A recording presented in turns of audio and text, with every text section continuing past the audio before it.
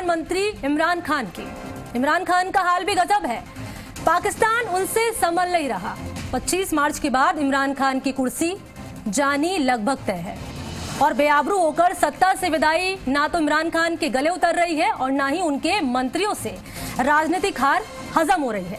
पाकिस्तान में हालात इस कदर बेकाबू हो चुके हैं कि अब इमरान का दिमाग और जुबान कुछ भी काबू में नहीं है। वो एक ही सांस में भारत की तारीफ भी कर रहे हैं और अपनी करतूतों का ठीकरा भी भारत पर ही फोड़ रहे हैं। बीते 2 दिन में इमरान ने अपने इतने रंग दिखा दिए कि गिरगिट भी शर्मिंदा हो जाए।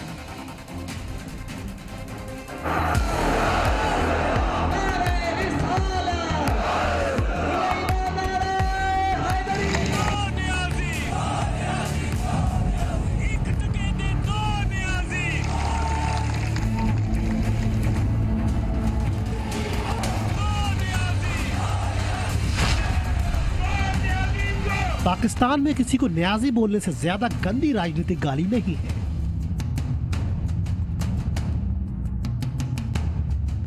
उन्नीस 1971 की लड़ाई में भारत के सामने सरेंडर करने वाली पाकिस्तानी फौज के कमांडर का नाम ए खान न्याजी ही था।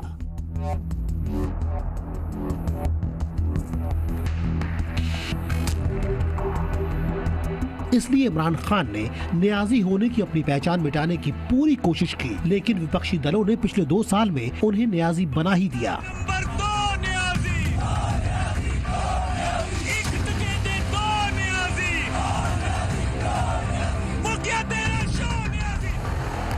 अब ये तय हो चुका है कि इमरान खान को लेफ्टिनेंट जनरल न्याजी जैसे ही बेइज्जत होकर पाकिस्तान की सत्ता से बाहर होना है। उनकी सरकार के खिलाफ अविश्वास प्रस्ताव पर 25 मार्च को पाकिस्तान की नेशनल असेंबली में चर्चा होनी है और न्याजी का भूत इमरान के सिर पर सवार हो गया है। इस्लामाबाद में आज और कल 2 दिन OIC यानी ऑर्गेनाइजेशन ऑफ इस्लामिक कंट्रीज का सम्मेलन चल रहा है। दुनिया के सभी इस्लामिक देशों के विदेश मंत्री आए हुए हैं और इसी कार्यक्रम की वजह से इमरान खान को 4 दिन और प्रधानमंत्री बने रहने की मोहलत मिली हुई है।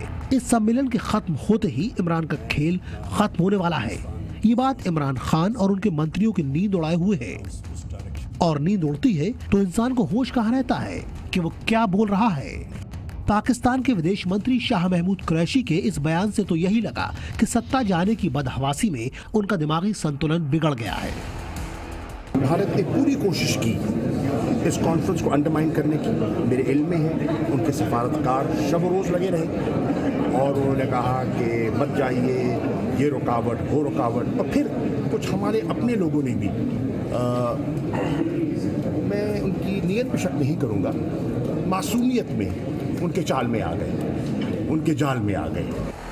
IOC के इसी सम्मेलन के बारे में एक दिन पहले इमरान खान के एक और मंत्री असद उमर कह रहे थे कि भारत और इजराइल को OIC से दिक्कत नहीं है। वो आरोप लगा रहे थे कि पाकिस्तान के विपक्षी दल ही इस सम्मेलन का सत्यानाश करने की साजिश रच रहे हैं। लेकिन शाह महमूद कुरैशी को कैबिनेट के अपने साथी की बात पर भरोसा नहीं हुआ। उन्हें तो प्रधानमंत्री इमरान खान की बात पर भी भरोसा नहीं हुआ, जो 2 दिन पहले मोदी सरकार को दिल खोलकर दाद दे रहे थे। मैं आज हिंदुस्तान को दाद देता हूं, इन्होंने हमेशा आजाद फॉरेन पॉलिसी रखी। आज हिंदुस्तान उनके साथ मिला हुआ, उनका अलायंस है। क्वाड के अंदर अमेरिका का अलायंस की हुई है और अपने आप को वो कहता है मैं न्यूट्रल हूं। रूस से तेल मंगवा रहा है जबकि सैंक्शंस लगी हुई हैं, क्योंकि हिंदुस्तान की पॉलिसी अपने लोगों की बेहतरी के लिए है।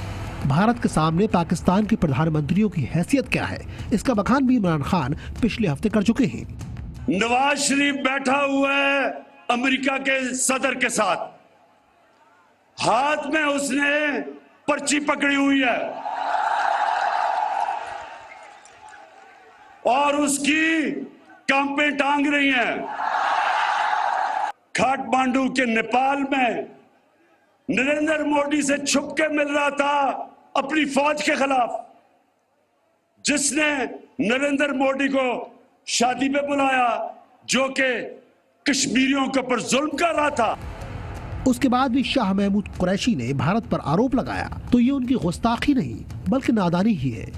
सरकार गिरने की परेशानी में उन्हें उसके अलावा कुछ सूझा ही नहीं कि पाकिस्तान की अंदरूनी राजनीति में भारत को घसीटा जाए, क्योंकि उन्होंने अपने राजनीतिक करियर में सिर्फ एक ही बात सीखी है कि पाकिस्तान में सरकार चलाने के लिए भारत का नाम लेकर लोगों को डराना उतना ही जरूरी है जितना पाकिस्तान की सेना की चापलूसी करना। हिंदुस्तान ने कहा है हम करेंगे। अब पाकिस्तान की सेना ने तो इमरान खान से पल्ला झाड़ लिया है, इसलिए इमरान खान ने अपना आखिरी दांव भी खेल दिया। पाकिस्तान में इमरान सरकार की बौखलाहट की ये तो अभी शुरुआत भर है कि उनके मंत्री भारत पर OIC सम्मेलन में साजिश रचने का आरोप लगा रहे हैं। कल को अगर इमरान खान पाकिस्तान के मौलाना फजलुर रहमान, बिलावल भुट्टो जरदारी, मरियम नवाज समेत सभी विपक्षी नेताओं को भारत का एजेंट बताने लगे तो इस पर किसी को हैरानी नहीं होगी। ब्यूरो रिपोर्ट, जी मीडिया।